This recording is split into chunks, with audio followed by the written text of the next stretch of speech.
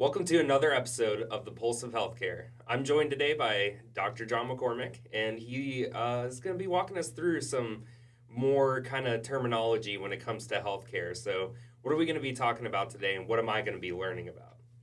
Well, today we're going to talk a little bit about how plans are organized. There's so many different acronyms out there when it comes to plans, and you know, people just don't understand. They hear PPO and EPO and high deductible and consumer directed. But what's that actually mean? As far as an implementation, if I'm an employer or an employee, and somebody comes to me and says, "Oh, we're going to sign up for this EPO plan." Okay, well, what does that mean to me as a consumer that might have to engage in this thing we call the healthcare market? What's The that? the worst part that I've found from the consumer standpoint is when you enter healthcare, from both your provider, your insurance, every step of the way, there's a three-letter acronym, right? And so this is just another one of those subsets of three-letter acronyms Right. that may throw you for a loop, and you have no clue what you're looking at. Well, and it really makes a big difference because if you get in a PPO, preferred provider organization, what's that mean? Well, that means if I was seeing Dr. Bob down the road for the last 20 years through my insurance company that I had with maybe previous employer or maybe even this employer, and suddenly they've decided to change from one plan to another, and I go from the PPO I was in to the new PPO, suddenly my doctor's out of network and I can't see them anymore. That that's kind of important for me to know. Right. In your experience, do PPOs typically have a network attached to them? Always. That's what it Always. means. Preferred provider organization means that there is an established network what they would call their preferred providers. And if you're going outside of that, you could be penalized, you could have pay higher cost, or you might have no coverage at all. And a lot of these plans have those same kind of criteria. Some are less restrictive, some are more restrictive. So let's kind of just run down a list and kind of talk about that. So we've been talking about preferred provider organizations. They're a network. They're generally the broadest kind of defined network. You see those with Cigna plans and United plans. They have their preferred providers. And if you peer into their plan documents, you can see if you're using those, you have pretty good benefits. If you go outside of those, that's where you have no benefits or very restricted benefits. You might go from a plan where you have a $25 copay and that's all using the PPO to, oh, you're on the other side of the equation, 50% coinsurance. That means you're paying half the bill, Yeah. you Which know? typically, I mean, even if it's just a regular PCP visit, I mean, that could be $80 to $100. Absolutely, absolutely. So that's something to be aware of. And then what we're seeing now as a trend in the market is no coverage at all. Yes. So I'm like, oh, that means I'm paying cash if I want to go to see a doctor that's outside of their defined network. And what's I think I presumptively know what the advantage is, but in your eyes, what's the advantage as in terms of the plan for the plan organizer to restrict it in such a way? I think I've typically seen lower premiums, right? That's kind of the outcome is you get lower premiums, but the member has quote unquote less benefits everywhere, right? Well, yes and no. So, from a member perspective, yes, you probably will see a lower premium when attached to a PPO network, or maybe even lower when you're attached to the next one, an HMO network, which is even more restrictive. Mm, And the reason for that, the reason you see a lower premium is because what the plan is doing is steering you to particular doctors with particular hospitals with particular specialists, and they do that based on the physician's performance, which is a good thing, right? right. And their ability to deliver care within a quote unquote budget, right? So The plan is saving money on the healthcare expense side and passing some of that savings along to you, right? Not a bad thing. What we saw philosophically when they were passing the Affordable Care Act, and they said, if you like your doctor, you can keep your doctor. No. Right.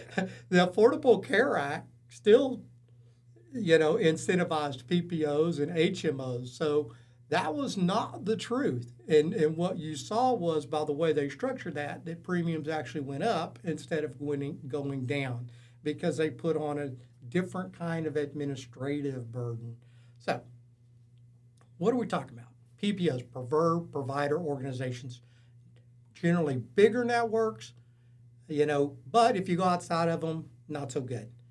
Health maintenance organizations, more defined, more narrow, more localized, all right? Probably going to get a better rate, but if you're traveling across country or you go out of state or you go somewhere else, you might find that you have no coverage or very limited or emergency access kind of coverage other. Here's another great one, EPO, exclusive provider network, all right? This is the one that's similar to the PPO. This is the one that you see where you have no out-of-network coverage. It's like zip, Okay. nothing. If you're not having an emergency and you go to a non-EPO doctor, you have no coverage at all. All right? Then what are some of the other components? Well, a lot of times in these PPOs, HMOs, and EPOs, then we get into plan design, right? What's the plan design and what's that mean to me? Well, if I have a plan that has a high deductible, that means that I'm going to be paying for the majority of my health care before the insurance company, quote unquote, pays for anything.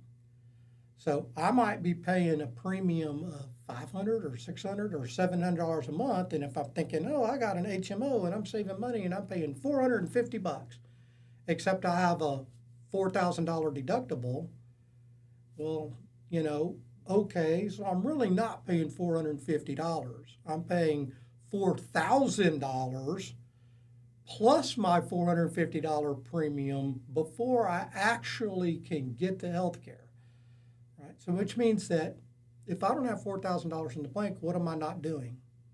Going to the doctor, right? Yeah. Because I can't afford it. I'm spending my money on a premium to see doctors in case of emergency. Not such a great plan design. These high deductibles, especially if you're in that marketplace where you're an hourly wage employee or really anybody that's making less than $25 an hour nowadays, there's just study after study that shows that people do not have money in savings accounts. They don't have $4,000 or $5,000 sitting to the side to cover that kind of stuff. I can confirm this, by the way. This is very normal for my age range. Right. You're young, you're married, you have a child. It's paycheck to paycheck, and it really, it's not like you're driving fancy cars and living in a big house. Yeah, absolutely. You're living lean, and that's just the economy. So when an insurance company designs a plan with a high deductible, really what they're doing is shifting most of the medical burden over to you. So you think you're saving money, but it's really a mind trick. You're really not. You're really just spending money in advance and hoping you don't have an emergency, or if you have an emergency, then you quote unquote have coverage. So not such a good thing. High deductible plans you see pretty often within those. So here's another good one. Point of service plans. A lot of times you see point of service plans combined in the HMO and the PPO model. What's that mean? Well, if it's a point of service plan, the plan is going to be driving you to pick your primary care, but they're going to allow you to see doctors out of network, quote unquote, but you're going to pay a little bit higher cost for that.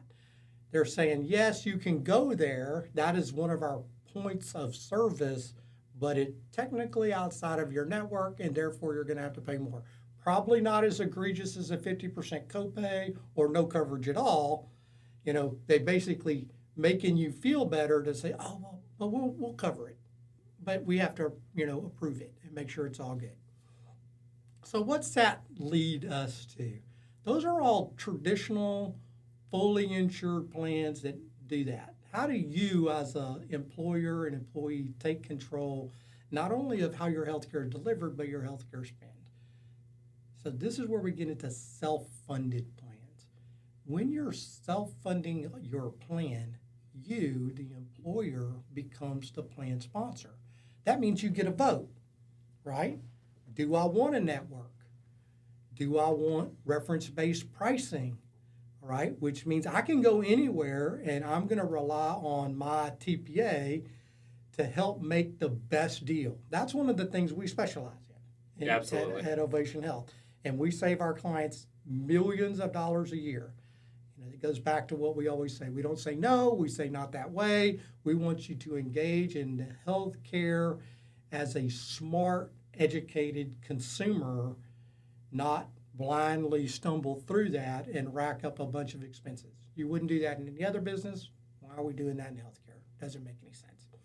So what's that look like? I mean, why isn't everybody doing it? It's kind of a head scratcher. Why isn't everybody doing that?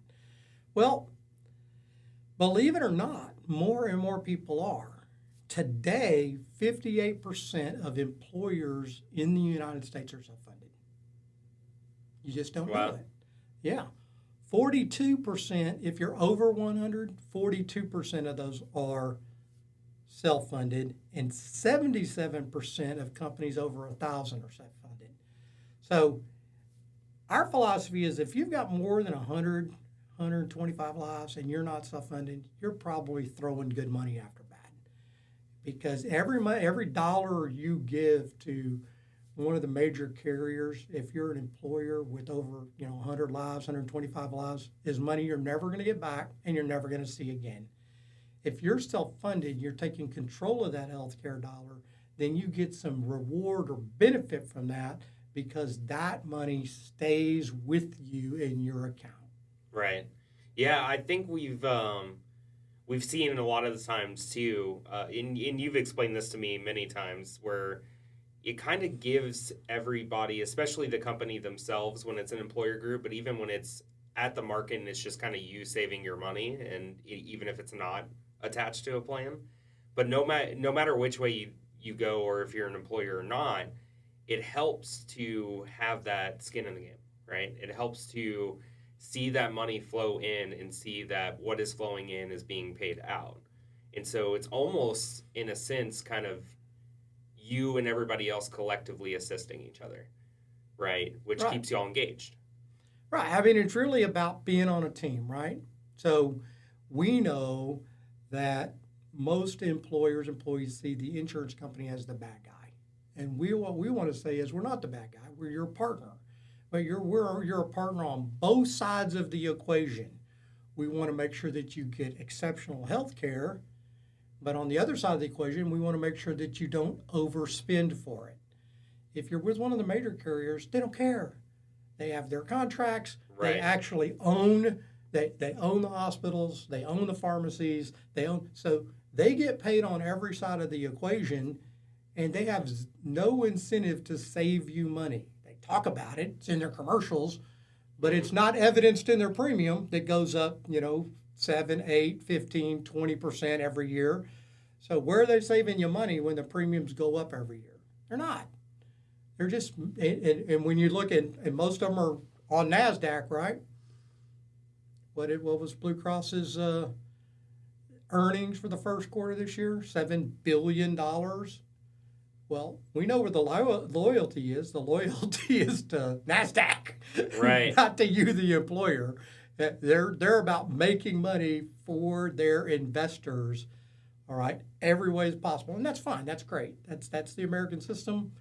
But just understand what you're buying when you go to buy that. When you're working with a plan like Ovation with our TPA, what you're buying is somebody that's on your side, that truly is your advocate, that's going to help you engage in the healthcare system in a smart way and also a financially smart way, both sides, medically and financially. And so when we go back to these acronyms, EPO, PPO, HMO, and you go, well, what is that for self-insurance? Well, you can have those, and we do. We do offer a PPO network if you want that as part of your plan. But we also offer an open access network. That's something you haven't heard me say yet. Open access, which means that as long as you're working with us, we will contract with any qualified physician in the country to perform your care, right? And the cool thing about that is we're going to check that doctor out before you ever go see them. We're going to make sure that they're a high quality doc, that they've got great results, that it's not that you're not just drawn in from some billboard somewhere that says this facility's awesome or this doctor's awesome. Some of those that have the best billboards have the worst performance. Right, absolutely. So what we want to do is, like I said, make you a smart consumer. So that's kind of all I wanted to talk about today when we talk about these crazy acronyms that are out there. What is it that you're buying? How can you be a smarter consumer? And make sure if you're an employee or employer and you're working with a broker or agent, ask the right questions. What's this mean? How is this going to restrict my care? So if I go outside of network, what's the real cost of actually deviating? Great example from Kaiser, right? One of the biggest healthcare providers in the country. Nurses all went on strike. Right. Can I get service? No. Right here in the city of Houston, one of the major carriers had a falling out with one of the major hospital systems. 1 million people suddenly overnight were out of network with the major hospital system. 1 million people. It took them 4 months to resolve that. That's 4 months that 1 million people were technically out of network for their plan, for the doctors that they had been seeing, some of for years. Now, I don't know how they resolved that, but if you were looking at their plan document, they were all out of network. That means that those people were probably paying 50% or could have been paying 100% of those bills for those 4 months, even though they were paying healthcare premiums and that facility and those things were in network when they signed the contract. Yeah, I think something to close this out with is, and I kind of harken back to it every single time, but because it is a marketplace, you have to view it as a market.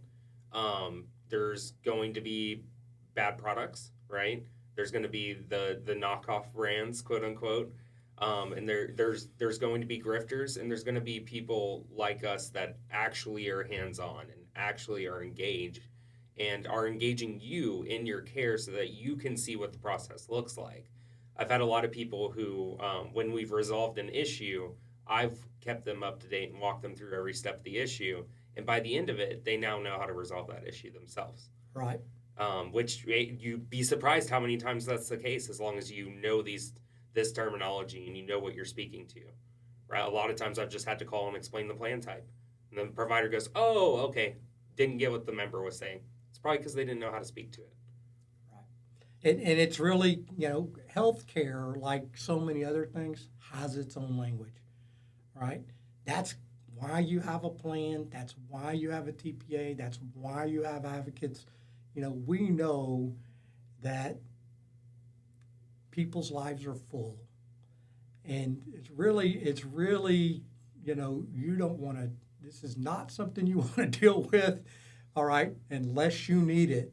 So, if you're not in this space, there's really no motivation to try to learn this language and really no need, as long as you have somebody like us that's a great advocate that'll help walk you through that. Absolutely. Well, I think that closes us out for the day. Dr. John, thanks for teaching them and teaching me. All right, Chad, always a pleasure. See you in a couple of weeks.